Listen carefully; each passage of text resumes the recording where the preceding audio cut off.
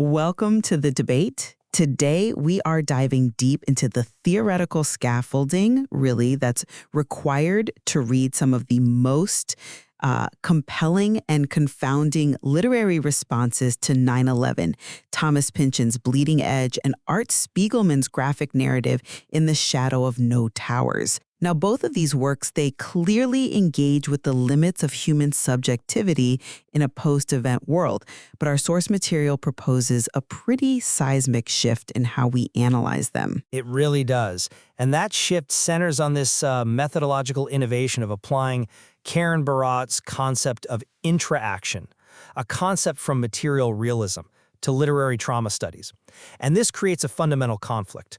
The core question we have to resolve is whether the true narrative function in these, post-humanist trauma texts is best understood through an older, interactive perspectivist model that prioritizes uncertainty and artistic construction, or if the texts themselves actually demand a diffractive, intra-active model that argues for ethical accountability and a form of emergent, retroactive determinacy. Exactly. And I'm going to contend that the unique aesthetic strategies that Pynchon and Spiegelman deploy, well, they actively push us beyond the limits of that older perspectivism.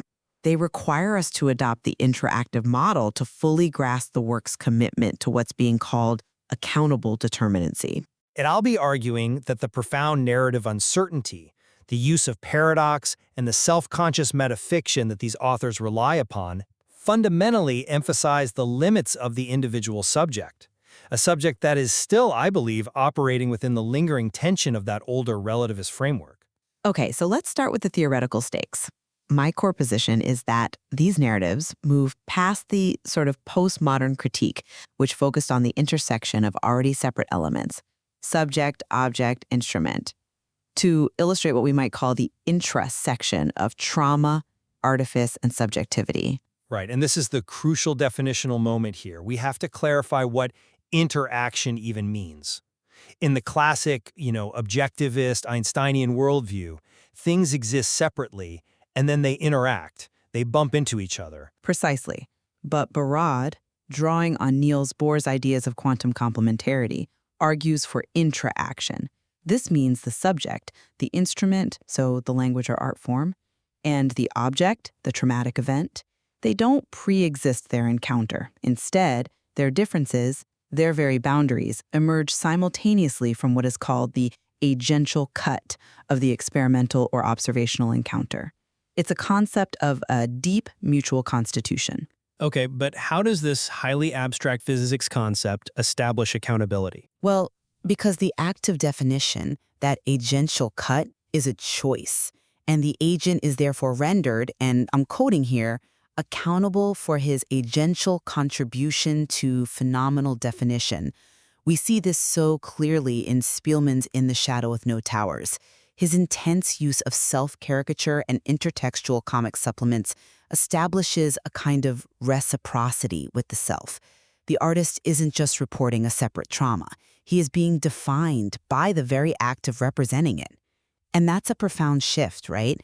It suggests humanity is determined less by some kind of internal self-consciousness and more by this external agential accountability. And in Pynchon's sprawling novel? Bleeding Edge functions as a bridge. Earlier Pynchon characters were often victims, paranoically trapped by external discourses. Here, Maxine Turno, the protagonist, she's made accountable for her interaction with such narratives. Her agency is determined retrospectively through the web of connections she uncovers. This is key. Agency doesn't precede the encounter, it's assigned after the fact through the entanglement. I come at the literary manifestation of this idea from a very different perspective. While I don't deny these texts employ complex, critical post-humanist frames, their aesthetic approach, especially the use of narrative resistance, non-closure, and that paradoxical self-reflection, it insists on the limits of the humanist subject. This subject, in the Judeo-Christian tradition that informs so much Western trauma narrative, is inherently prosthetic. You mean defined by what it lacks? Exactly. Defined by the self-consciousness of a loss, a self as loss. Artifice, therefore, is never a neutral medium. It's always a supplement or an amputation from a perceived authentic self or event. So when we apply this to Pynchon, we see how Maxine's investigation is driven by the classic Pynchonian device of implausibly coincidental access to information.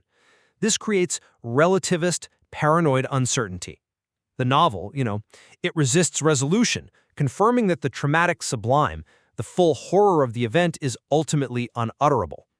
The aesthetic effect is frustration and uncertainty, which is the heart of perspectivist objectivism, not the determined accountability of intra-action. That sounds like you are dismissing the potential for Pynchon to establish ethical responsibility by focusing only on the ambiguity of the plot. I'm saying the ambiguity is the ethical response. And similarly, Spiegelman offers what I'd call a paradoxical perspectivism. His self-caricature and his focus on the mass media, the very instruments of mediation, highlight a double trauma: the event itself and the recognition of the instrumental amputation of the artificial form that mediates. The ultimate move of the critical posthumanist subject here is achieving critical self-detachment, a self-awareness of the artifice.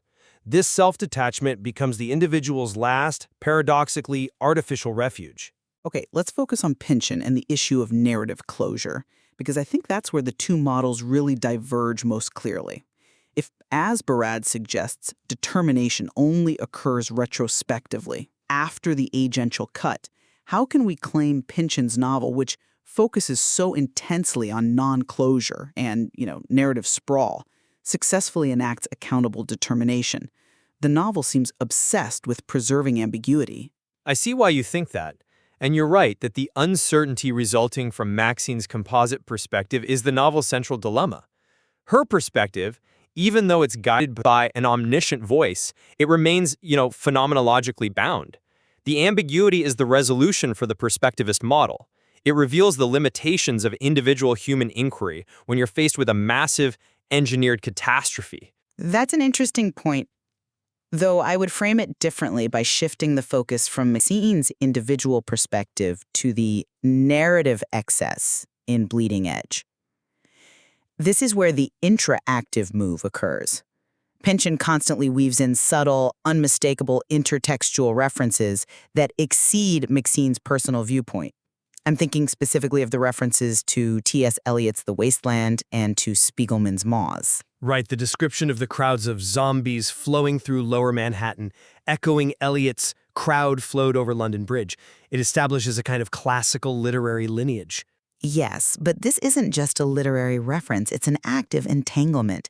This external literary continuum, a discursive link between the trauma of World War I, the Holocaust, and 9/11, it allows the narrative of the U.S. to gain perspective on its own responsibility in the politics that led to the attack. The point is not what Maxine realizes, but how the text itself is retrospectively determined by this literary history. The self's distinction, the U.S., Maxine, is determined by its entanglement with others, victims and perpetrators alike, linking the current trauma back to historical failures. That historical entanglement is the accountable determination. But those references still function as a kind of metafictional deflection. They remind the reader that the narrative is a construct, forcing us to constantly calculate the distance between the present catastrophe and the imagined literary ideal of the past. That rhetorical self-awareness is still the hallmark of the critical humanist subject attempting to create a detached perspective. Let's press that point further using Spiegelman, who I think offers even clearer evidence of intra-action over interaction. I'm not entirely convinced by your reading of Pynchon, but let's look at point 2. Spiegelman's pervasive juxtaposition of his 9/11 panels with early 20th century New York comic supplements like the Katzenjammer Kids and Crazy Cat. This isn't just intertextual irony, which is mere interaction. This is intra-action. You mean the presence of these century-old, brightly colored plates that Spiegelman observes seem like they were drawn yesterday? Exactly. That visual collapse of time is key. That observation suggests these old pages are not passive references, but are taking an active complementary role in constructing the 9/11 narrative. They add a retrospective fractal dimension to their original construction. What Barad suggests is that the past is being determined by the present text, and the present text is determined by the past. The 9/11 narrative interacts with the historical comic supplements, explicitly demonstrating the reciprocally accountable determinations that present narratives make of past traumas. I'm sorry, but I just don't buy that the function moves beyond paradox and critical distance. The primary effect Spielman achieves is by emphasizing that the caricature-esque artificiality, the fact that he's drawing himself as a cartoon, renders a more emotionally realistic account of 9/11 than any live broadcasting or official report. But doesn't that dissolution of the boundary between the artificial caricature and lived reality prove the interactive entanglement? No, I think it validates the critical posthumanist approach that requires the self-conscious use of rhetoric and artifice precisely to highlight its own mechanisms. It reinforces the core humanist paradox. The prosthetic being is defined by self-amputation and the subsequent acknowledgement of that artifice, not its dissolution. Spiegelman uses that artificial distance to position his present, traumatized self against his historical, relatively untraumatized past self. The goal remains critical self-detachment, which is the necessary artificial mechanism for the human subject to survive the unbearable proximity of the trauma. And to move to a more structural concern, let's consider the mechanics of Barad's theory itself, because it has an important impediment when applied to trauma. Barad's model struggles with the concept of iteration, the repetition of phenomena. Trauma, as defined by scholars like Capra, is often characterized by acting out, or, compulsive iteration of past damage in the present moment. If phenomena are inherently iterative, as Barad acknowledges, doesn't the Baradian model risk collapsing back into a simple causalist scientific frame or a linear conception of time, which pushes the postman toward a predetermined destiny and negates genuine agency? I see why you think that, since repetition often implies a lack of free movement. However, the critical application of intra-action is, I think, precisely intended to resolve the problem of iteration by enabling working through trauma. Working through incorporates difference and critical distance, replacing the stagnant, compulsive repetition of acting out. The moral issue isn't centered on free will anymore. So where does the moral compass come from if we eliminate free will? While the moral issue, often framed as sin or guilt, is rooted in the Christian frame of free will versus agency, the pre-existing subject choosing wrong. The interactive model redefines this. It establishes agential accountability not at the moment of choice, but at the moment of indetermination, that posthumanist sublime, before determination occurs retrospectively. Accountability emerges because the human is fundamentally entangled with non-human agencies, the history, the technology, the literary text. You are accountable because you are constituted by the relationship, not because you pre-existed. It replaces the tragic notion of destiny with a contingent, critical model of profound entanglement. That theoretical distinction is powerful for reframing agency, I'll grant you. But the persistent ambiguity in the literature suggests that the characters and the readers remain deeply engaged in the very struggle you claim the interactive model resolves. So, to summarize my side, these 9/11 narratives, for all their critical posthumanist sophistication, necessarily acknowledge the prosthetic nature of the self. The narrative strategies, the uncertainty, the paradox, the self-conscious metafiction ultimately prioritize the ongoing paradoxical struggle to define the self against its artificial instruments. And this is a struggle rooted in the fundamentally traumatic, amputated nature of the human subject.